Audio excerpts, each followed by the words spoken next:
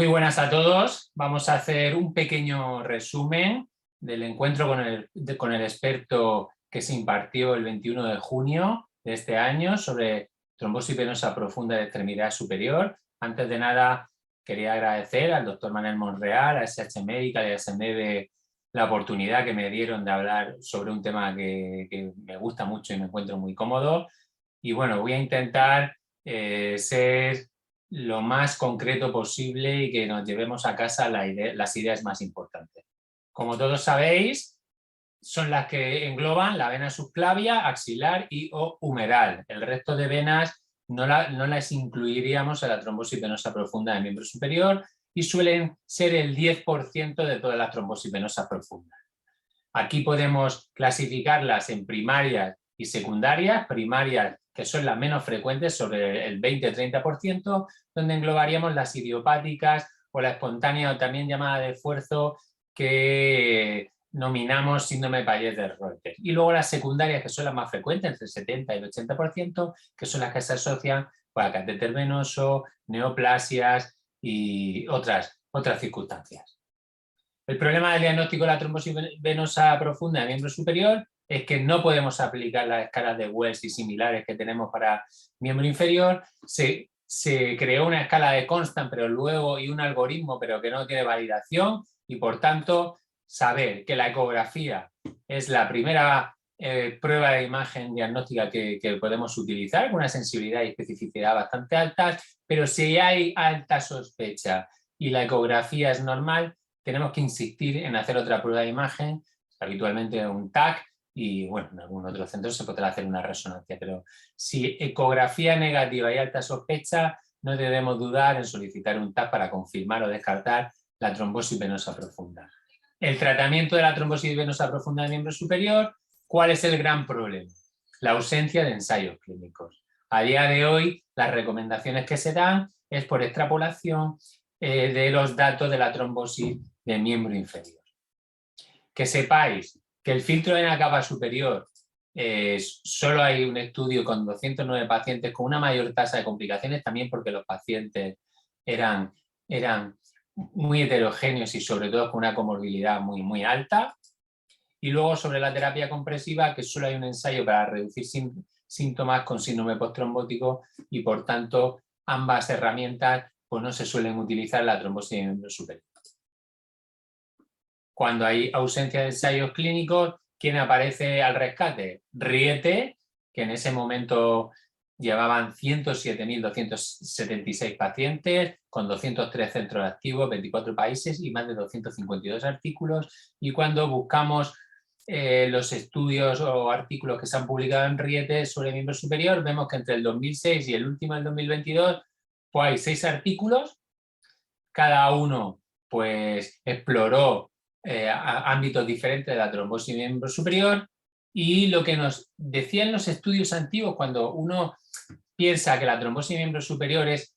más benigna o menos benigna que la de miembro inferior, pues los estudios antiguos nos decían que tenía menos embolia de pulmón que la trombosis de miembro inferior, de un 9% en comparación con un 29%, que parece que había menos tasas de recidivas, 2% el primer año, 7% a los 5 años, y el síndrome postrombótico, que es uno de los grandes problemas de este tipo de trombosis, podía llegar hasta el 50%. Y no encontraron utilidad los estudios antiguos en la manga de compresión, y ese síndrome postrombótico dependía del trombo residual que quedaba después de la anticoagulación.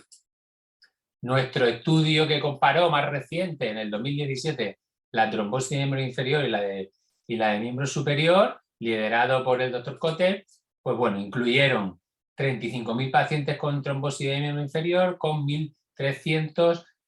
trombosis de miembro superior no asociada a catéter, y luego había 938 asociadas a catéter. Ahí, en las no asociadas a catéter,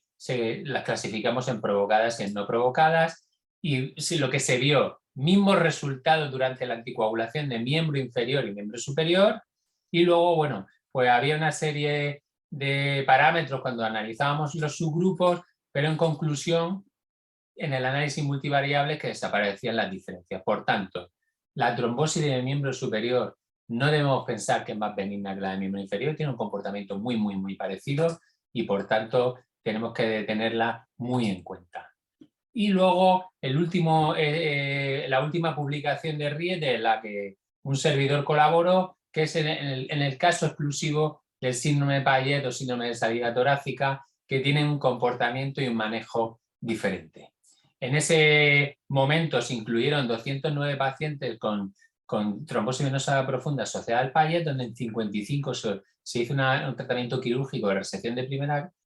costilla, y lo que se vio es que los pacientes operados tenían menos síndrome postrombótico al año y a los 2 años, tanto por una disminución de síntomas y signos que fueron estadísticamente significativos.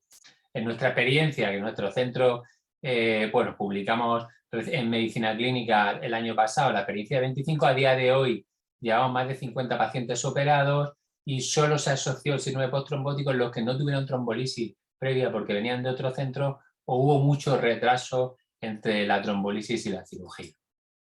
Recordar que el síndrome de Payet es una TVP de miembro superior primaria, es la manifestación venosa del síndrome de salida torácica, y en su fisiopatología hay un mecanismo anatómico muy importante donde vemos que la vena sale en un espacio muy reducido entre costilla, clavícula, músculo escaleno anterior y el ligamento costoclavicular, y que en el movimiento reiterado del brazo en abducción y rotación externa hace que la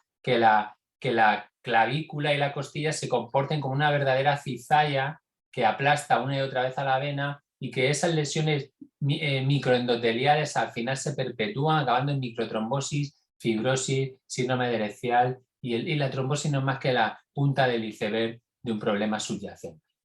¿Cuál es la evolución de este tipo de trombosis? Bueno, pues hay un metaanálisis del 2019 donde se vio que todas las trombosis de miembro superior tenían una recurrencia del 7% y un síndrome postrombótico del 19%. Pero las primarias tenían un síndrome postrombótico de hasta el 20%, y contrasta con que las secundarias ese síndrome postrombótico no llegaba al 14%. ¿Qué decían las guías? Las guías de la CCP dicen en las últimas del 2016 que los pacientes con trombosis venosa profunda de miembro superior se recomienda anticoagulación sobre trombolisis. Pero cuando uno va a la literatura y ve el artículo de Urchel, que es el de la serie más larga con 626 pacientes, ellos hacían trombolisis y cirugía transaxilar precoz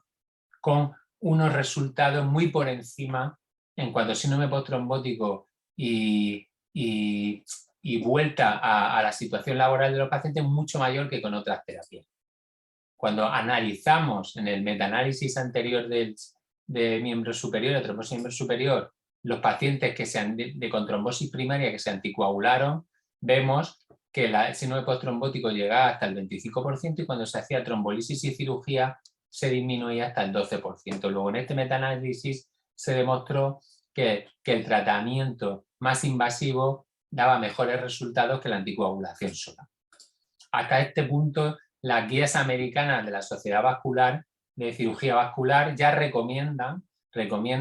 que la manifestación venosa del síndrome de salida torácica hay que hacer trombolisis y descompresión quirúrgica. Y un metaanálisis reciente del año pasado llegan a la conclusión que aunque no existen ensayos clínicos aleatorizados, como en el tratamiento de la trombosis superior en general, el análisis sugería que los resultados globales eran mejores con trombolisis local seguido de la cirugía de resección de la primera costilla. Por lo tanto, la conclusión, y a partir de ahora, ¿qué sabemos? Que es muy importante entender que existe muy poca evidencia científica, no hay ensayos clínicos en la trombosis de miembro superior, luego todo lo que estamos haciendo son recomendaciones no basadas en ensayos clínicos, que es muy importante que haya unidades multidisciplinares, sobre todo en los casos del síndrome de Payet, que haya centros de referencia donde se puedan mandar a estos pacientes que tengan la experiencia en cuanto a la trombolisis y la cirugía descompresiva, porque esta parece que es la mejor opción para este tipo de pacientes, sobre todo porque son pacientes jóvenes y tenemos que disminuir el síndrome postrombótico. No sabemos el papel que juega la trombofilia, ni siquiera el manejo de anticoagulación después de la cirugía, porque los distintos estudios hacen manejos muy heterogéneos y muy diferentes, y aquí Riete, como siempre, es la herramienta que tenemos para dar algo de luz a todas estas zonas de penumbra donde no llegan los ensayos clínicos, y desde aquí es muy importante y os animo a que metáis este tipo de pacientes en Riete para mejorar, para saber y aprender qué es lo mejor para nuestros pacientes. Y muchísimas gracias, espero que haya sido útil el resumen y otra vez agradecer a Manel Monreal, a SEMEDE y a SH Medical por haberme elegido en este tema.